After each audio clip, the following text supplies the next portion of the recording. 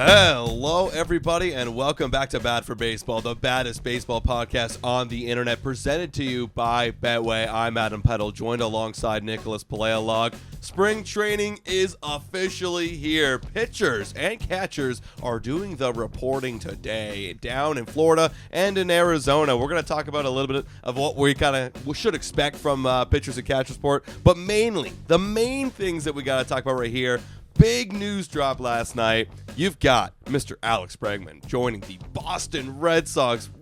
They are stacked already as it is, and they just got Alex Bregman. We're going to talk about that, break down the contract, break down that roster, and as well, the Padres. They actually started to make some moves, so we got to talk about that because we were kind of slandering them on this podcast just recently. Has that saved their season? We'll talk about it. Before we do, Nick, how you doing today? In complete transparency, folks, I am rather ill right now. You can blame Adam because it was two episodes ago, I guess. I was super sick. He was super sick. And now it's me, everybody. But we're powering through. I hope that I've kind of gone over the hump. I'm kind of, I don't think I'm going to get worse at this point. You were worse on Monday. Monday and Tuesday was bad. Yeah, Monday and Tuesday wasn't great. But we're still dealing with it right now. Hopefully by the weekend, sometime over the weekend, I'll be feeling a lot better. But it is extremely exciting to me, regardless, that, spring is coming and baseball is back. There was just a fucking blizzard outside, but I still felt the warmth because of spring training and because of baseball.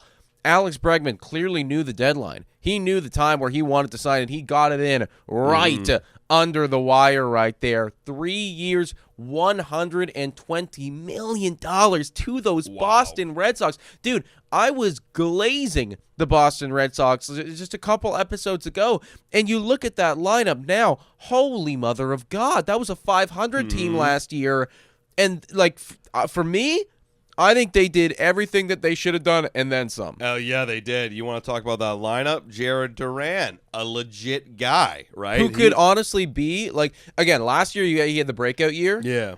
If he continues to do it this season, you might be looking at Jared Duran as the best leadoff hitter in baseball. Yeah, he's like that prototypical leadoff hitter. Yeah, that if you he never does see. it one more time, it's like, boom, you are immediately like the number one leadoff guy in MLB. Dude, he had a 6.7 WAR last year. Man. Created with his legs, created with his OPS. He was awesome. He's fucking amazing. Great player. And honestly, he's going to boost this lineup even more so because right after that, you got Rafael Devers trying to bat him in. This is just the projected lineup by Fangraphs. Then you slot in Alex Bregman. I would assume, in my mind, you put Alex Bregman 2 just because you have Alex Bregman being a prototypical on-base guy. Not so good last year, but you're hoping he bounces back. I also would switch Devers and Bregman. However, you could also make the argument, too, that, Rafi is probably the most complete hitter here. And, maybe you do want to just get him that additional, couple at-bats every series. Maybe, I don't know. Totally off topic. I actually saw this stat that the three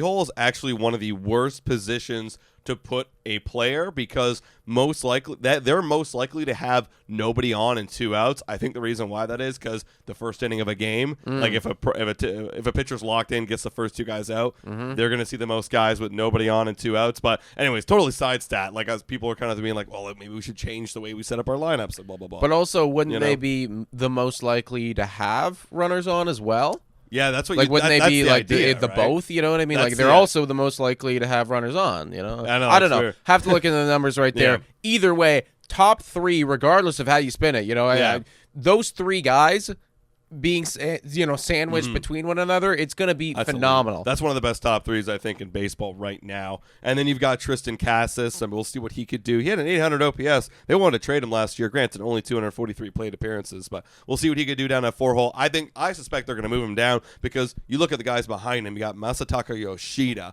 I like what that guy's doing.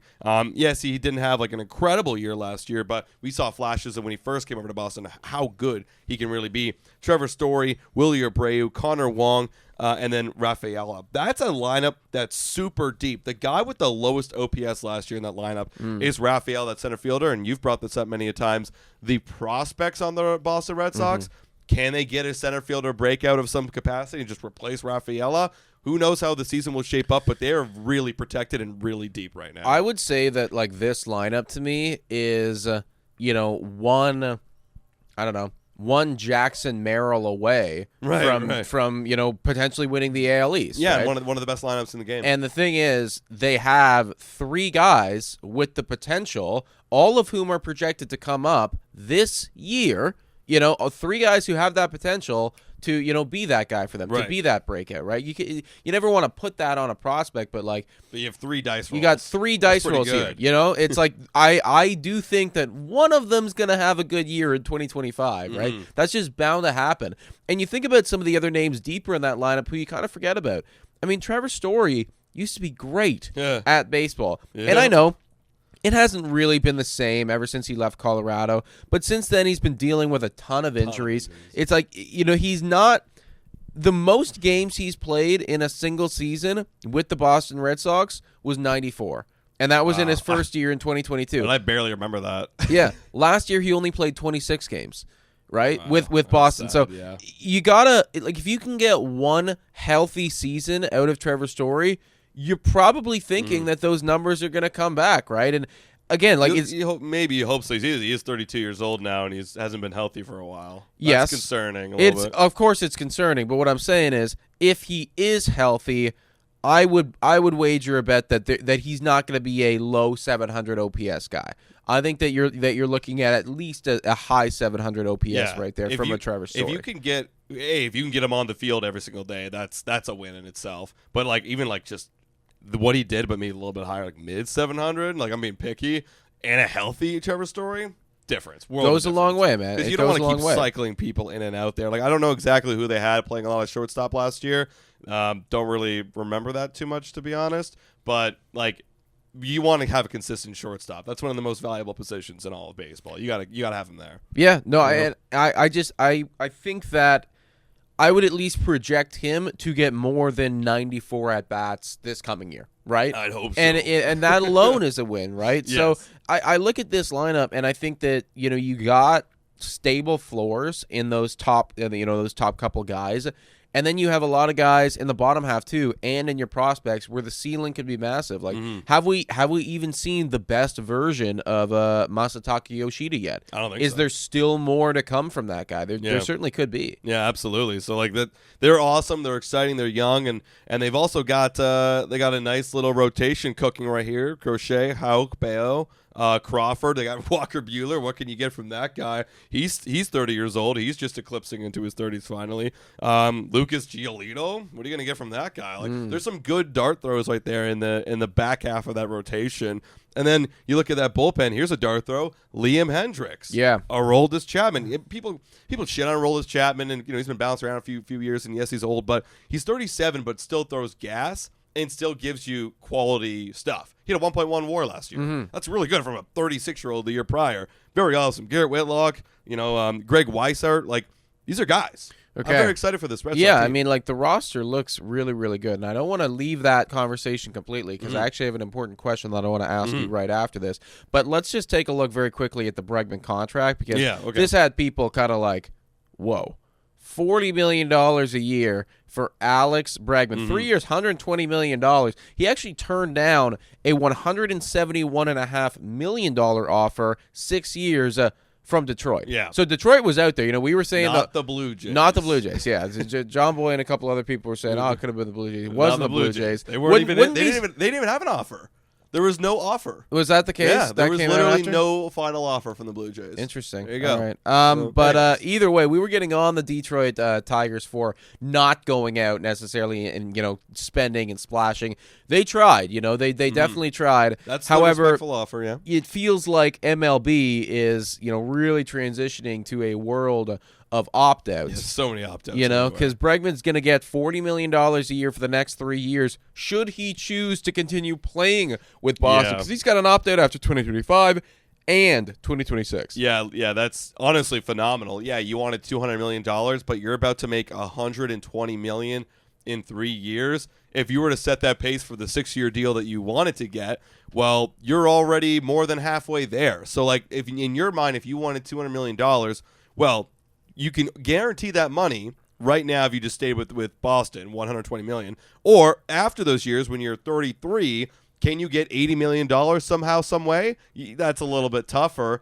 Maybe you get a couple more impact one-year deals, but that's the new way of baseball. Like you said, like getting these opt-outs, getting the high AV to get your money in right now quick before the wheels start falling off. It's a win for, honestly, it's a win for Alex Bregman. I think it's a win for both of them, actually, right? Like, again, Boston, this kind of takes them to a new tier for me, and I think for Bregman, it's like what you got out of this deal is that at minimum, I'm going to make $120 million in MLB. That's the floor, right? Or alternatively, I could go fucking nuclear, win MVP this next season, opt out, and then get another, big time contract, right? Yeah. And then I just made $40 million this past year. So I think it's a win for him. It's a win for the Red Sox overall, and I do think that we're going to start seeing a lot more of these kind of, opting out contracts, because there's been a tendency recently in baseball where it's kind of interesting how it's going. If you're one of the tippity top 5 players in MLB,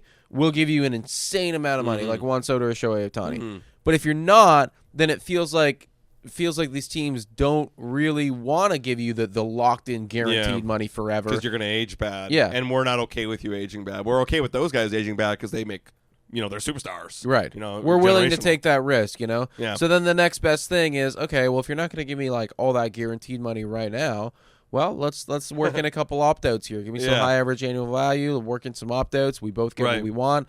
Yeah, so that's where it's going. I was just thinking about this. You brought it up, like the only, Alex Bregman could opt out after going on an insane run and winning MVP. Like, honestly, that's kind of what, from my point of view, that's the only reason he opts out. If he's like a top 3 in MVP vote, this upcoming year, like you have to go insane because he does what he did the last couple of years, maybe hits for a high 700 OPS. He has like a 350 on base percentage. Like, buddy, you stay. $40 million for that, that's crazy. I think it definitely depends because, let's just say Bregman, maybe let's say he doesn't win a Gold Glove, but he's really strong defensively. He's up there, so you still look at him as a really strong defender. And he finishes the year off with an 850 OPS. Yeah. Can he get the same contract again? At least 80 and then some? Yeah. You know what I mean? Maybe 80 off, yeah. Probably. Or, right? Yeah. I mean, if he did that, would a team pay him $100 million? Probably, because that'd be 20 more million than what I think I think there is a reality where he could opt out. It does require him to play a very good standard of baseball, better than he did last year. Yeah, because walking away from the next 2 years guaranteed 80 is that's scary. Because that's a lot. No, you got to have you're basically got to have an assurance that I'm going to make over $100 million total when it's all said and done. Yeah. Now, Bregman is a big game changer for the Boston Red Sox, and I wanted to kind of pick your brain about this because they haven't been nearly as active this offseason. That's the Baltimore Orioles. And Baltimore, we've kind of just been slotting in as, being the, if not the number 1 team in the AL East, knocking out the Yankees, but assuredly the number 2 team in the AL East. I had them as solid 2, Who's better, Baltimore or Boston? I think still the lineup of the Orioles is really good. They're just so deep. I mean, I'm talking about these guys being deep. You could make an argument that Boston's top half is maybe a little better, but what you got Gunnar, you got Adley. That's very good, solid top half. I think they're a little bit better Orioles offensively, pitching wise. There are, again, arguments. Honestly, it's hard to predict one right now. I got to lean Orioles just because they're the guys that are doing it and have been doing it. Right. But easily, if everything hits for the Red Sox, if you do get a breakout from Walker Buehler or Lucas Giolito, one of those back half guys, and your pitching staff makes up for it because they do need a couple more guys to be rock solid contributors in that rotation. And then you have those young guys break out, and then they're rock solid contributors. I mean, yeah. You have a great argument, and the Orioles do nothing. You got a great argument for a team like the Red Sox being better than the Orioles, and they could be number 2. Are they better than the Yankees, in your opinion? Yeah. The Boston Red Sox. I would say no right now. Probably no. We got to still wait for those solidified, locked-in guys, whereas the Yankees, we know who they are. Listen, I'm not going to disrespect the almost World Series champs that. Exactly. That's what it comes down to. They're the best team for me. In the AL. It's they made it to the World Series. I know they lost Soto. That is a big L, but they made a lot of moves to come back. So I can't say that quite yet.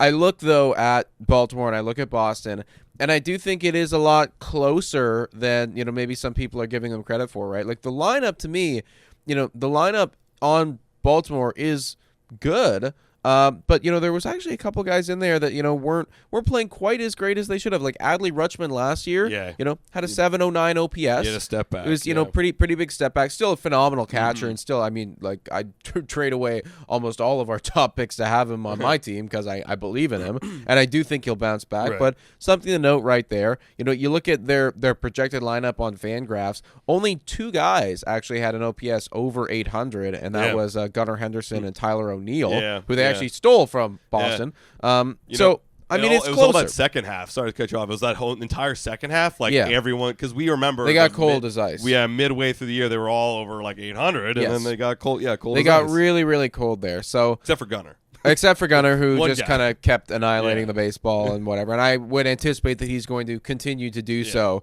coming this year. I'd also anticipate that, a guy like Jackson Holiday, for instance, he had a 565 OPS last year. Yeah. That's obviously going to increase probably significantly as well. So, they are also looking for some breakouts in their regard, on Boston's side of things. Yeah. Or Baltimore, excuse me.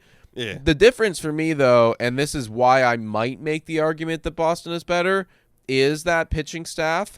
Mm-hmm. You got depth here from Baltimore. Like, you have guys who are, like, solid, but you need to see Grayson Rodriguez take the next step to becoming, like, you're an ace. Yeah, because that's Garrett Crochet. Exactly, and I don't take see Crochet over Rodriguez. Yeah, I don't see anyone here right now that can compete with that guy, right? Even Tanner Houck was great last year too. Yeah, he was great. Bayo had some good moments there. The fact that they have Zach Eflin listed as your number 1 is a problem. Like, and again, like I've always been like, and you know this, like I've always been like a Baltimore doubter, and I think part of that is my bias of like hating to see them have more success than the Toronto Blue Jays. But like truly, like. This rotation is very questionable. Also, who the fuck is Tomoyuki Sugano? They signed that guy from Japan, and like never heard of this guy. Didn't even know he was a top guy on the market. Dude, he's 35. Yeah, he's old. That was that was the big thing. A 35-year-old just wants to take like one stab at the big league level. I mean, he had a great year in Japan. Dude, he had a 1.67 ERA in Japan last year. Phenomenal, but. Yeah, I don't know. How does a 35-year-old shape up when he jumps to the big league level? I don't know. That's questionable. Again, like, you know what? It's going to be tough. It's tough to say. Where would you put the Orioles right now? Let me ask you this. Where would you put the Orioles right now if you were to give them like a win total projection, like an average? I do think that that you're going to see some bounce backs from Adley. I think that he's going to be good. I think that you're going to see another step from Jackson Holiday just because like there's way too much prospect pedigree right there to be that bad. And also too, the guy was 20 last year, so like that's you forget he's a baby. Yes, like everybody gets like because you're a top prospect, you get so much media coverage and all this shit, and everybody just expects you to immediately be incredible. But like he's 20, and there are guys that come up to the show not until like they're 25, 26. Yeah. You know what I mean? So top prospects too that come up later. So I mean, I think that he's definitely going to, maybe not win MVP or anything, but I would anticipate he's going to be very solid. Doing a Gunner thing where halfway through next year he's like, oh, here he is. It's like bang, like Jackson Holiday has figured it out right now because he's just that guy. Yeah. So I still think Baltimore is going to be really, really good. It's really tight for me, though, now between them and Boston. I think that both of these guys I could see both these teams finishing with low 90 wins, and I wouldn't blink an eye. Okay, that's what I was going to ask you. If you had to bet your life, what is the Red Sox win total? Whatever it is on Betway, I'm hitting the over. All right. Let me take a look now. That's a good time to transition right now, guys. Betway, hit your picks and knock it out of the park with Betway. Scan the QR code on the screen or click the link in the details section to join the action. Must be in Ontario, 19 plus. Please play responsibly. I would guess that it's like, I don't know if it went up or down because of the Alex Bregman thing, but probably the odds changed. Well, it's got to go. It's got to go up. Up. So was it like 83, 84? Hold up, I'm pulling it up right now. Yeah. No worries. We're probably going to be doing a lot of these like over-under. No more football. It's all just going to be Betway. All these lines. Dude, they don't have them right now. Oh, they locked them? They locked them. They're not even here. Oh my God. Yeah, so clearly it changed. Okay. Because of Alex. Yeah. What's Baltimore? Baltimore's at 89.5. Okay. And they're both even. The odds are even on that. I think I would probably take the over there because I think that they're going to be a low 90s win team. And I'd anticipate that the line for Boston's probably going to be rather similar to that as well. But right now it is locked because of Alex Bregman. Right. Wow. I'd probably take the over 2 on Baltimore. Damn, that pitching staff is actually really scary. It's scary, though. It is scary. Because we were thinking, like, we're going to talk about this guy in a moment. Nick Pivetta, go get him. Or Jack Flaherty, go get him back. Both gone now. Both gone. Like, there's literally Jose Quintana? There's not a whole lot. Like, you're getting somebody that's... You're getting somebody equul to what you already have. Pretty much. And depth, it's like, you're getting depth. So, yeah, that's a problem. That's a big problem. So, honestly, you guys in the chat, let us know. Who would you rather have be your team? Boston Red Sox or the Baltimore Orioles? I'll answer the question of which team you think is going to be better.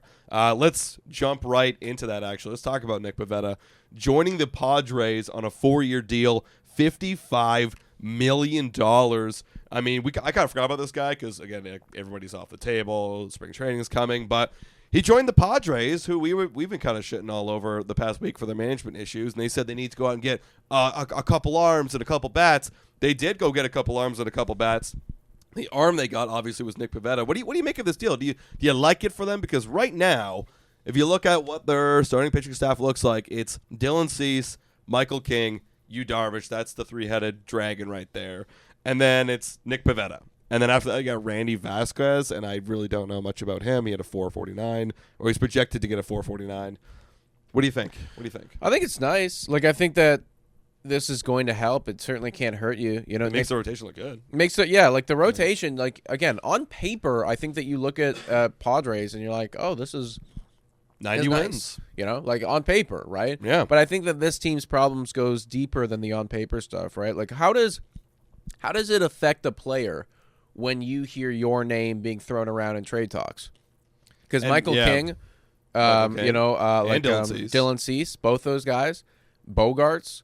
Yep. Like all of the so many of the San Diego Padres. It's not like they're they don't hear this. Of course, they obviously see it. I think they were even joking about it too. Like I don't know the exact clip, but Manny was joking about it at some presser like a couple weeks ago. Yeah, like, yeah. There's an element of mental there that like I think they might try to like pass it off as it's no big deal, but there's a difference from walking into the season being like, I'm going to be here no matter what, and we're here to win. That's our main goal. To walking into the season going like, shit, my name's being thrown around, going to Detroit. My name, like what's happening here? Especially if they don't get off to a good start. Like if they get off to a hot start, I think those conversations kind of disappear. They should die down. And then, but if you don't get off to a good start, they're back. Yeah. And they're more. And they're louder. They're louder than anything. Louder. So, look, on paper, the Padres still look like a really good baseball team. I'm looking at them. They're crazy. Yeah, right? It's like, it looks nice, but I just don't know, man. I feel like the vibes there are not ideal. Maybe this changes things, Nick Pivetta going there. Like, again, he is a nice piece,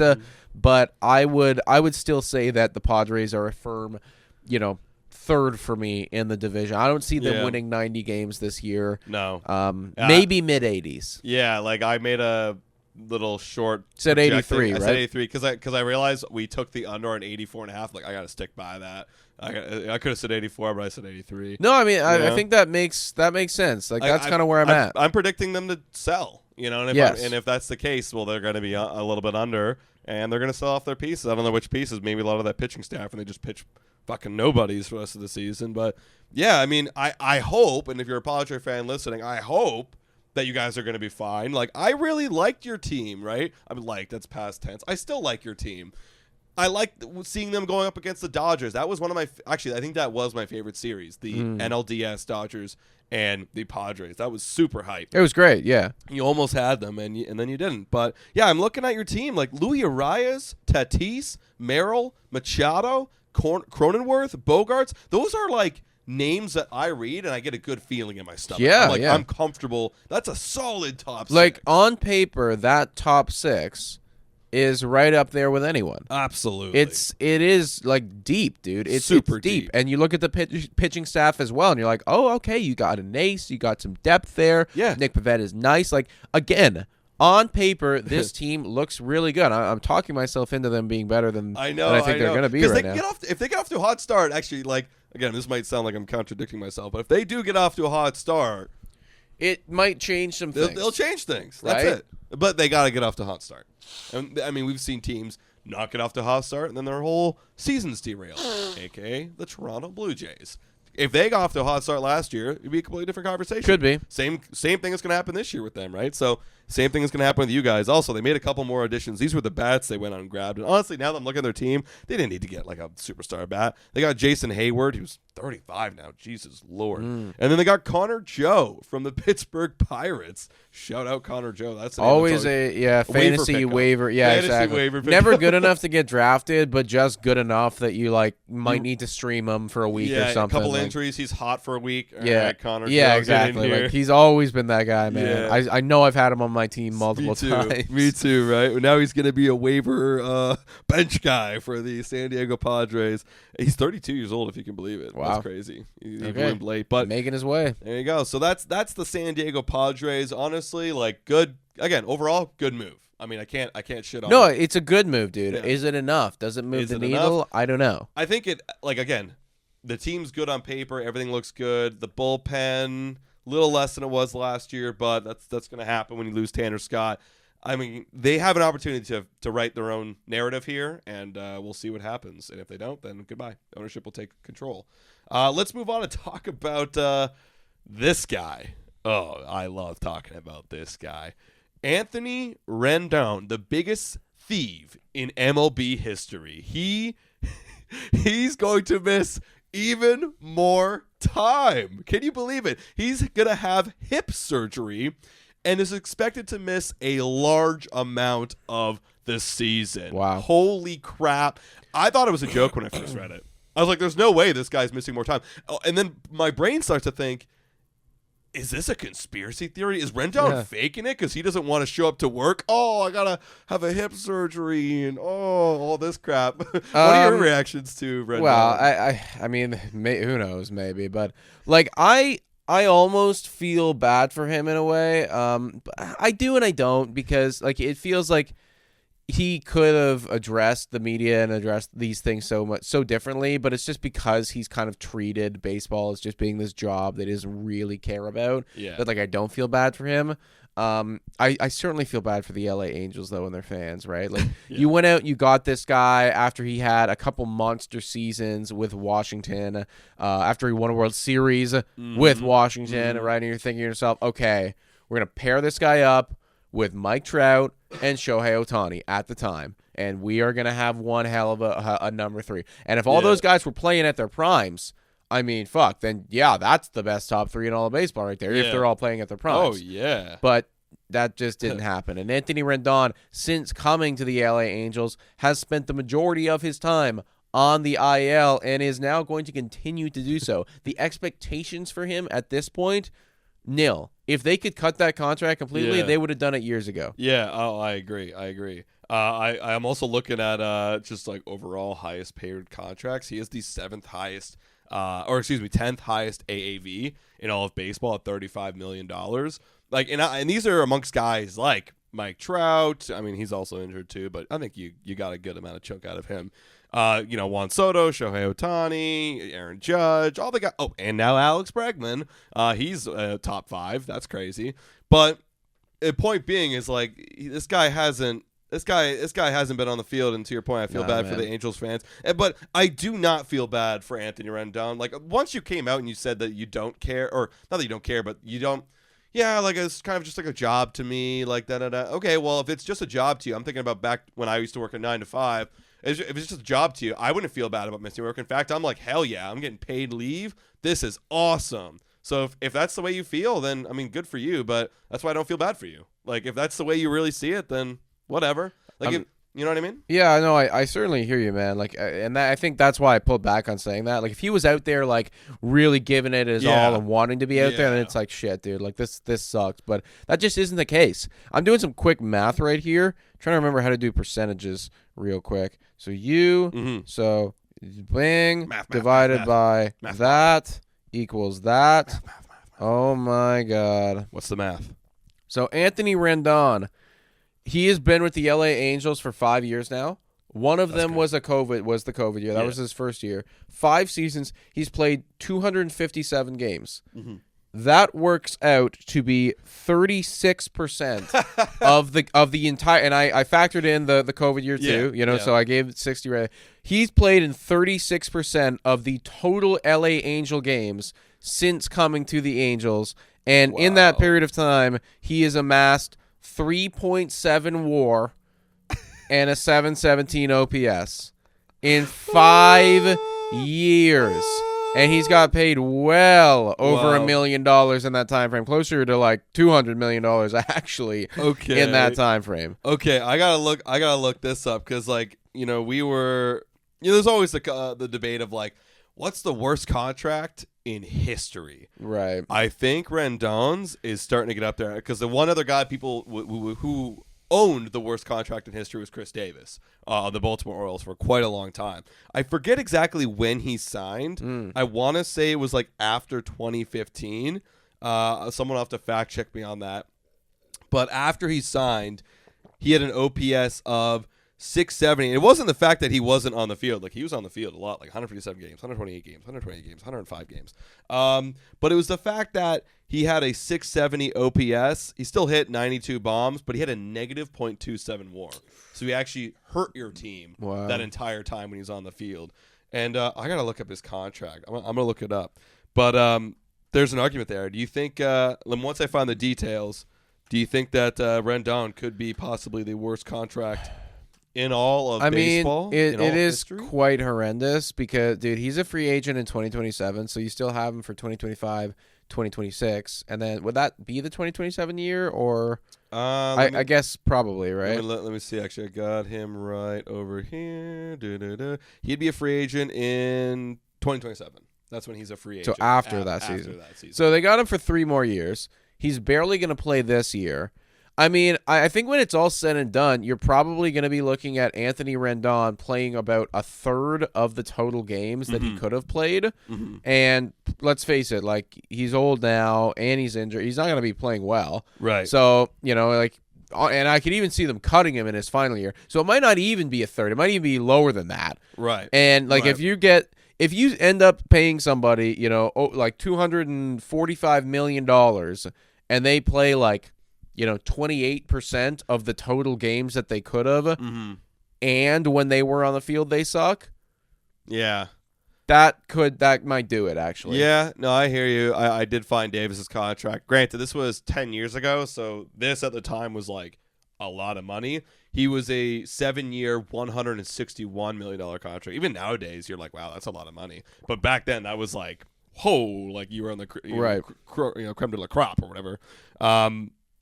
Yeah, I mean, it is an argument to be made when Davis actually he was on the field, but just hurt your team in more ways than I remember there was literally a hitless streak of like 54 games or some shit like that. It was insane. Like, it was so bad. What do you think's worse, being on the field and sucking more, or like giving you and hurting your team, or not playing at all? But when you do play, it's kind of okay. I don't know, man. I don't know. They're both shit. They're both really bad. There's a good debate to have out there. Some baseball stat nerds probably should come up with like what's worse in terms of dollar amount. Like, okay, this is the shit that I don't know about, like with WAR and stuff like that. Mm-hmm. Okay, so Anthony Rendon, he had 206 at bats last year. He had a .6 WAR. Okay, so positive, that helped, but he only had a 66 OPS plus. Right. Like, how does that? Where does the 574 OPS? Is it defense good? Maybe, I don't know. But it's sure as fuck couldn't have been the offense. No, it's definitely not. I don't know, man. Like, this guy looks like a complete dead spot in the lineup. He's a terrible person for the clubhouse. Yeah. They're both horrendous. They're both horrendous. Maybe some stat nerds have to look up like when Rendon is off the field, does the team get better? Because could you make a twisted argument that, well, technically we got a little bit better when he wasn't on the field? I think you'd have, like, honestly, yes, dude. Like, you look at the numbers, like, they're horrendous. If I was an Angels fan, I would never want this guy in the lineup ever. No. Like, legitimately ever. If he gets a start over anyone, even if we're talking about, like, some 28-year-old, AAA guy who's not a prospect, but he's just a guy, I'd want that guy in over Anthony Rendon. Who is there? I got it right here. Who is their third baseman? Oh, it's Yohan Moncada. There you go. So you're making up for it. That's your plan. That's why you signed him. Yeah, exactly. Okay. They're moving on. They're moving on from Anthony Rendon. I wonder if they made that. Well, they're probably not. But like, I wonder if they made that signing knowing that like. Well, I mean, it doesn't take a rocket science to realize that Rendon's going to get injured again. I was going to say, if they made that signing because they knew there was going to be a problem with him. I'm sure that they knew. I'm sure they knew something. But there's always going to be a problem with it. Yeah. You don't even need to like ask me, or I don't even need to know about the situation. I know that he's going to be hurt this year. Yeah, exactly. I'm sure that they knew something, man. I'm sure it was like, oh shit, Rendon's getting looked at again for this, and it's not looking good. Maybe they didn't have full confirmation, but like, I guarantee they knew. Wow. Well, that's Anthony Rendon. The story of him continues. Just more wasted and burnt money going into nothing. Hopefully for Angels fans, you at least get Mike Trout back this year. One final nugget right here, other than spring training, actually. Maybe we talk about that a little bit. One final nugget of just transactional news is that Clayton Kershaw is back with the L.A. Dodgers. That's interesting. I mean, right when you thought, obviously he's a big Dodger hometown hero. I actually don't know if he's from L.A., but he's a big hero in L.A., and I didn't think that they had another spot for him. I thought they were honestly going to move on for him. It's really nice for them because they don't need to do anything with him. Dude, and it's just like full depth at this point. It's full depth. They don't even have him on Fangraphs. Is he on? He's got to be on the 40-man. Like, where the fuck is this guy?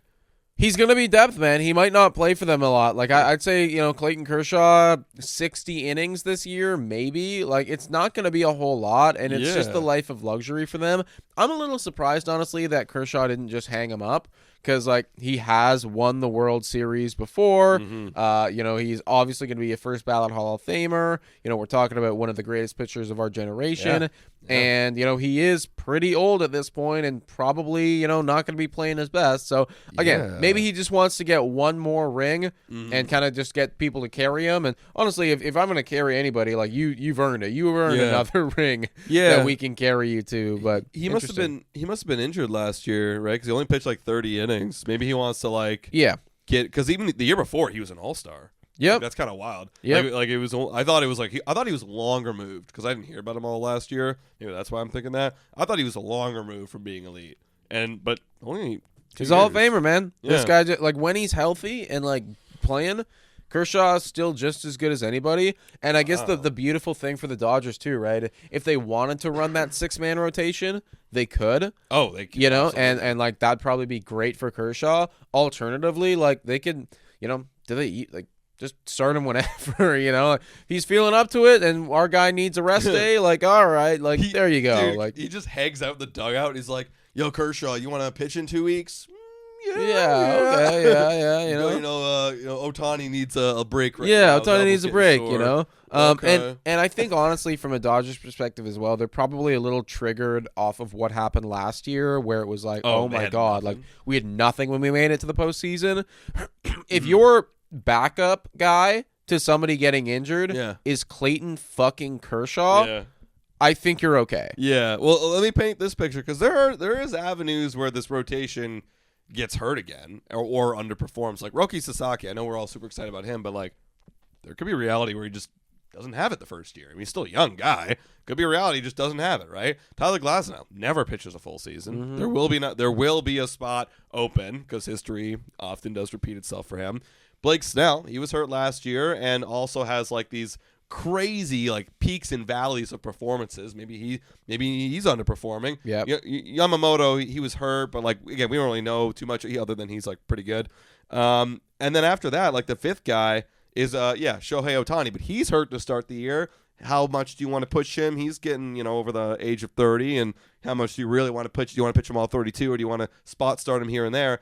Yeah, I mean, it makes sense. Dude, it's a beautiful depth piece. And I look at this projection here from Baseball Reference. I actually really like this. And typically I don't love the Baseball Reference projections, but they have him pitching 88 innings for an ERA of 3.38.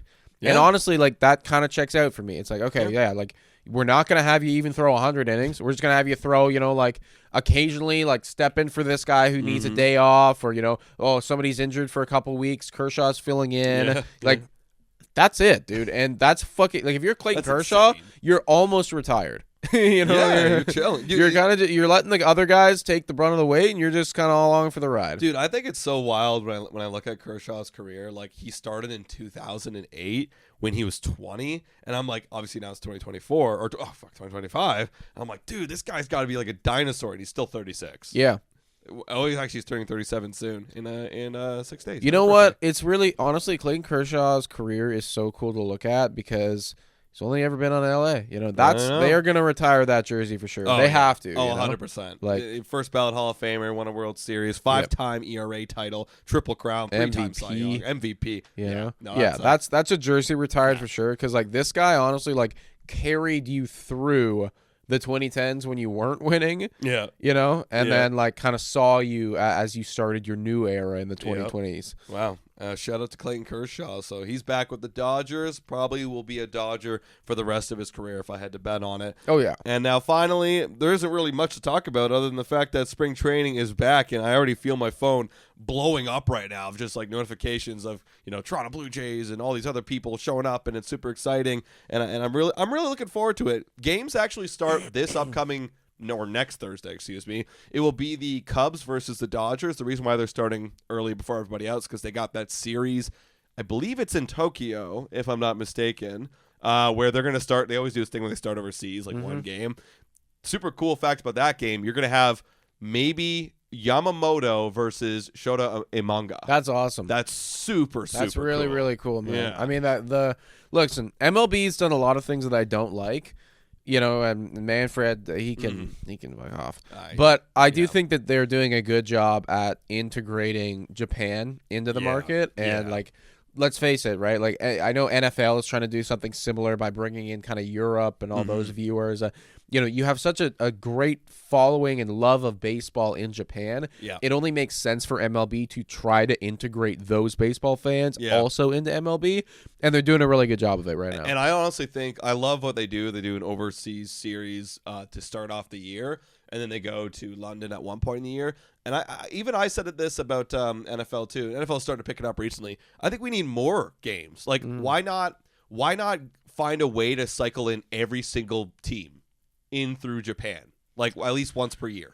Be interesting. It'd be interesting. It'd be a challenge, but it'd be really interesting. It'd be a lot of work. Maybe start slowly. Maybe you integrate. We're gonna get the big teams like New York and LA. Obviously, we already got that going, and then we'll get like Houston or some notable names, some notable teams out here, kind of cycling them in.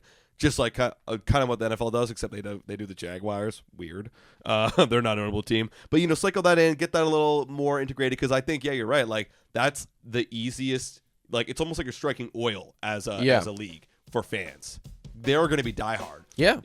And it's also good that, you're having a lot of Japanese players actually come over and be elite. So that's an easy integration itself. That's the way baseball's going to expand. And you're right. I do like the way that Rob Manfred has been going about that. I like some things, don't like others. That's another conversation. Well, folks, you let us know in the comments down below. What do you think about everything that we talked about today? How good is Boston? Are the Dodgers unstoppable? Is the Padres all the way back? You let us know your thoughts down below. Yeah, guys. And if you're on our YouTube channel, make sure to hit that like button and subscribe to the channel. And we'll catch you guys next Monday. Cheers.